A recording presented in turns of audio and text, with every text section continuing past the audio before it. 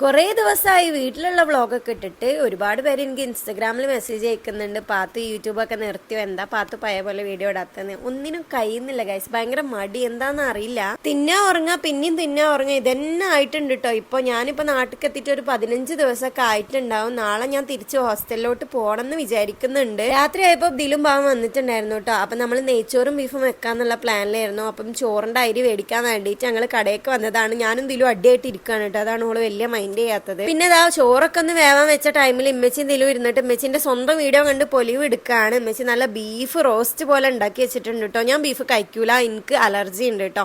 നിങ്ങൾക്ക് ആർക്കെങ്കിലും അങ്ങനെ ഉണ്ടോ? ബീഫ് കഴിച്ച അപ്പൊ എനിക്ക് വായും കൈയൊക്കെ ചൊറിയും, എന്താ അറിയില്ല. വീട്ടിൽ വേറെ കൂട്ടാനൊന്നും ഇല്ലാത്തതുകൊണ്ടും നല്ല വിശപ്പുള്ളതുകൊണ്ടും ഞാൻ ബീഫിന്റെ കറിന്റെ നീര് മാത്രം എടുത്ത് കുറച്ച് കൂട്ടി കഷ്ണം കൂട്ടാൻ കേട്ടോ. അപ്പൊ എനിക്ക് വലിയ കുഴപ്പമില്ല. പക്ഷെ എനിക്കിപ്പോ ചൊറിയുന്നുണ്ട് ഗായ്സ്. അത് തിന്നണ്ടില്ലായിരുന്നു എന്നായിപ്പോയി. പിന്നെ തിന്നോണ്ടിരിക്കുന്നതിന്റെ ഇടയിൽ ടപ്പേ എന്ന് പറഞ്ഞ കരണ്ടും പോയി. അപ്പൊ ഇന്നത്ര ഉള്ള